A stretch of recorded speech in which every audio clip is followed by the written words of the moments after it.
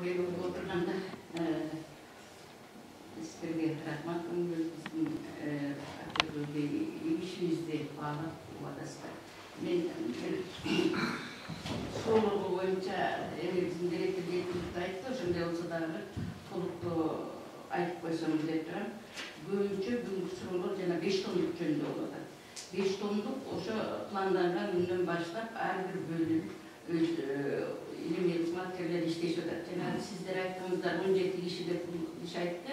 Anan bu az bilende Amerika'dan sizler aytdınız.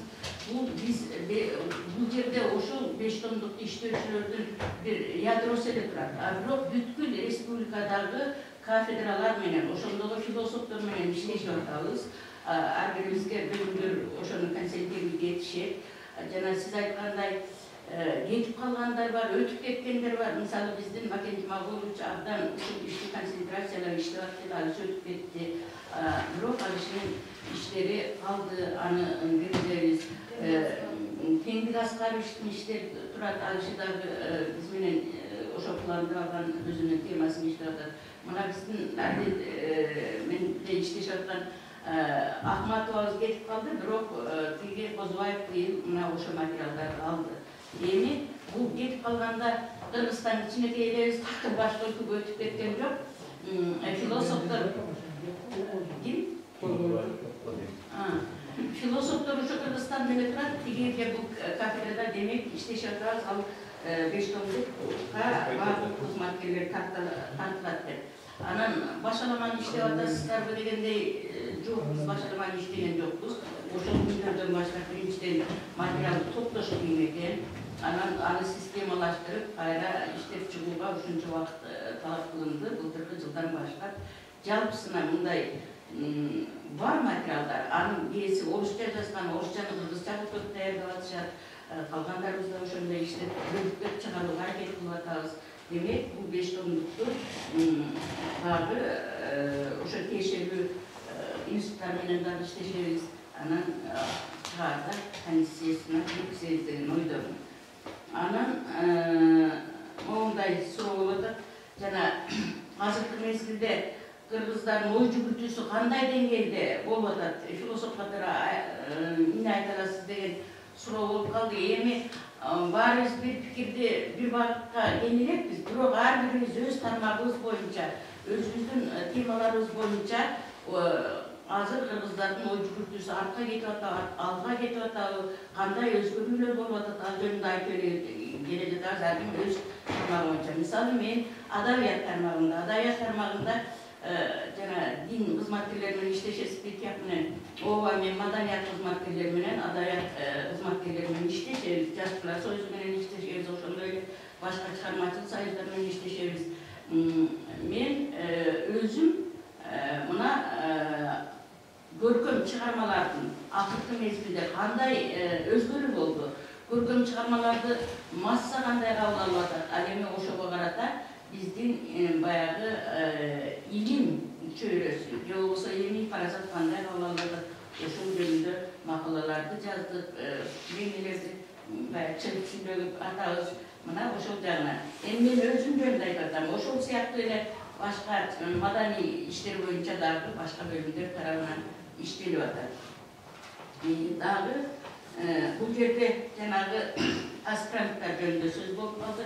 Аспиранттар бар, бизде политологдорубуз дагы бар, ошол эле укук таануучулар, анан философтор болуп атат. Жалпысынан бул баягы биздин институт деп аталып атышат да, алар центрге кеткен менен.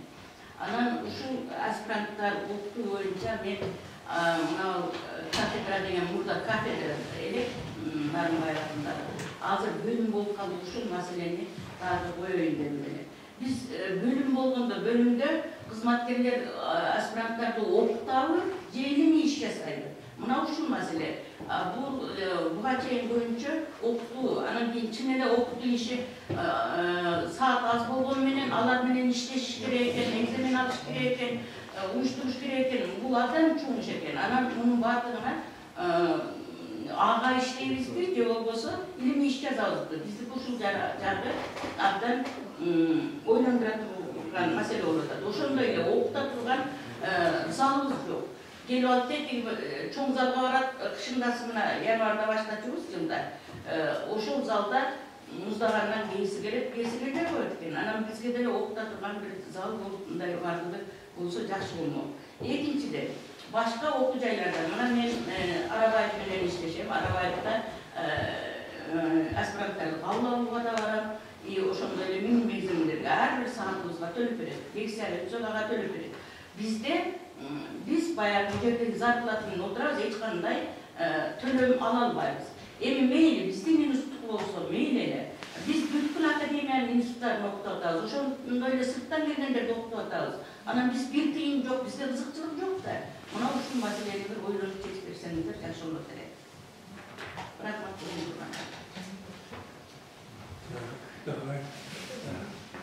Рахмат. Урматтуу эсептештер, негизи эң алдымен суроо болуп калды. Анын сезимди деңгээли жөнүндө мен ачык айтып коеюн. Биздин кыргыз элинин анын сезими чынында көп нерсе процент түрүндө айтпай эле коеюн, нефтик анын сезими деңгээлиндебиз. Мындай элди алдап коюш, багытынан чыгарып коюш өтө эле бат. Ушуну саясатчылар пайдаланып келет. Ошон үчүн биз ушунун үстүнөн иштебесек, чынында рационалдык анын сезимге ээ болбосок, ошол багыттын үстүнөн иштебесек болбойт. Бул бир.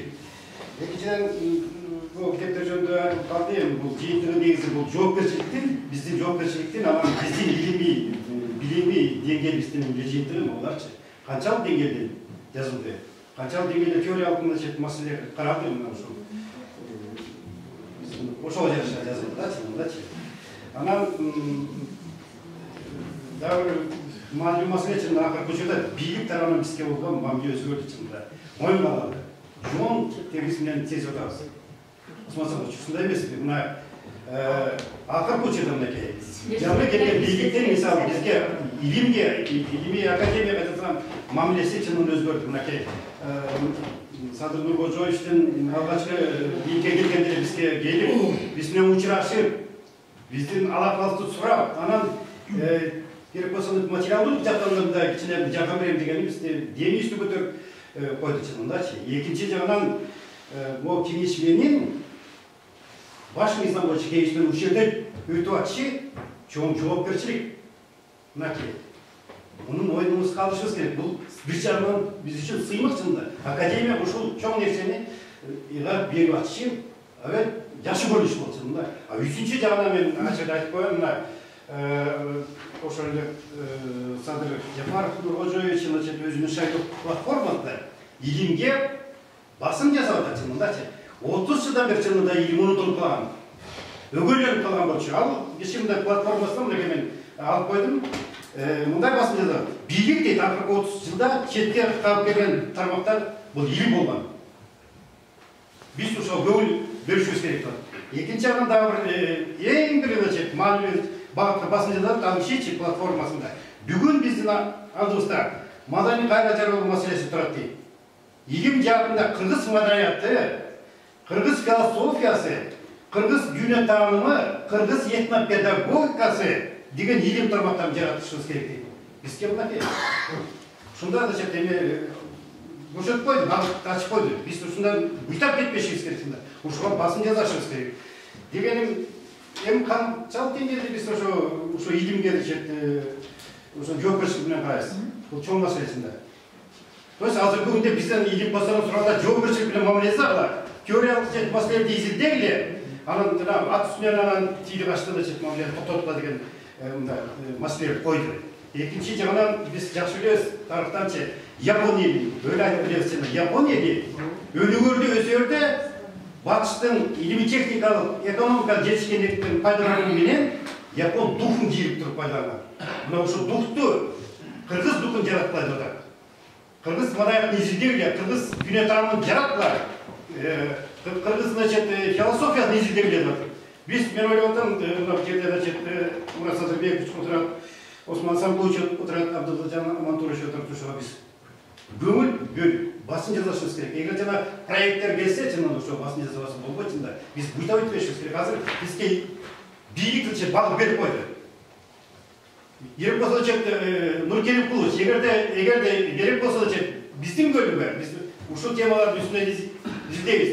Кадр мәселесінде мен білемін, бюджет азы белгілі кадрларды өзгертуге болмайды, бірақ ошанша дагы кадр мәселесі 3-4 миллион отыра албайбыз мындачы. Ошол жагынан да эске алсаңыз Нуркеримович. Анан айтайын дегеним дагы биз изилдөө учурунда бөө учурда философия тармагында жалпы эле побочный көрүнүштөргө муну Мурат Садыкович сиз өткөндө конкреттүү түрдө пандемия боюнча изилдөөлөр жарып коюп, ушундай максаттуу азыркы коом талап турган талап кылып аткан маселеге көңүл бөлбөсөк чындап баягы эле эски, баягы эле Союздун учурунда каралып жүргөн маселелерди алып келип көчүрүп анан которуп келип анан отчет бергенди токтотом. Мен суранам, мен кесиптештеримден ушундай суранып кеттим эле. Ошол жалпы жөнүнөн мен Нуркеримовичтин отчетун колдойм. Чынында иш болуп атат, бирок аны дагы мындай жогорулатып, бийик деңгээлге чыгаруу маселе. Рахмат.